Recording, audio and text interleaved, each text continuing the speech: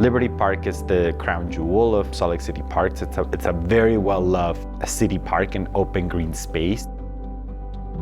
Many generations of families enjoy the original Seven Canyons fountain. So what I think that the public art program is hoping to implement with the help of Cal Wadsworth, Stephen, our colleagues in public lands, is bring new life to this identity that's already there. We like to take on projects that are a little more detail-oriented and have sometimes a bit of an art aspect to them. We were asked to design this as a dry fountain. And how do we make this an engaging place that doesn't have the water flowing through it the way it used to? This isn't just here's a set of plans, go build it type project, and we like that. We're working with an artist specifically that has a vision for the whole site, and we're helping him bring that to life. He's delivering various pieces of art that are going to be installed in this project. They're going to be there for years to come. One being these people perches.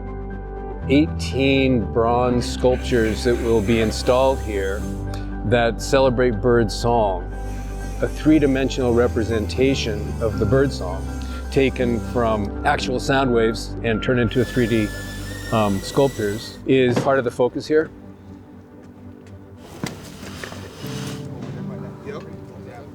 They'll be able to see the song of 18 species that make their lives here in the Salt Lake Valley, as well as listen to the bird songs. There's a QR code that links them to that bird. Look at this one's little.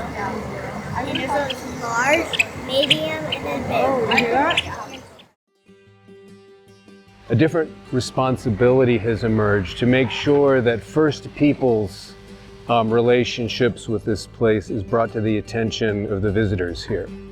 We have tiles that are going in that tell the story of how people walked this land. 3 different kinds of tiles in 3 different sizes. It has to be perfect lines, perfect rectangle, not overcutting, placing the tile with an epoxy to the perfect flush height of the existing concrete, and then grouting around the edge to make it look like a perfectly set-in tile that was always there.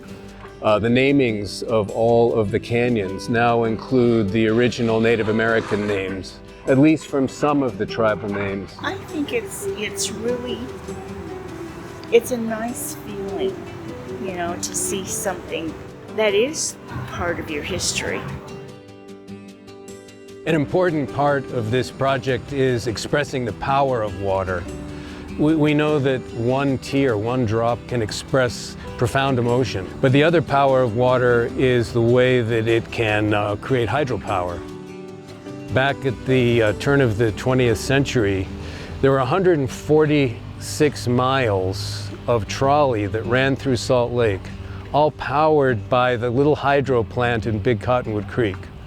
He also had this trolley grid system made out of Unistrut. Is a stainless steel grid that represents not all 146 miles, but to remind people that water in that canyon moved thousands of people every day. Making sure that people and children can come and maybe even use Legos around the grid to imagine a different city, imagine the way they would like to build it.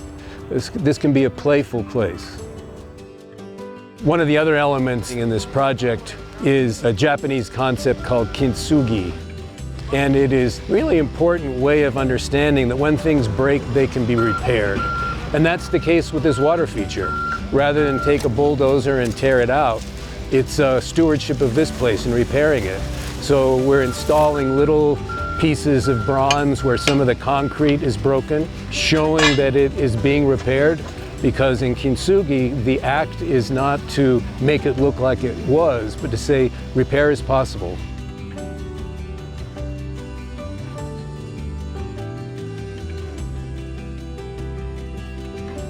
At the headwaters of each of the canyons, children can bring water to feed the Great Salt Lake.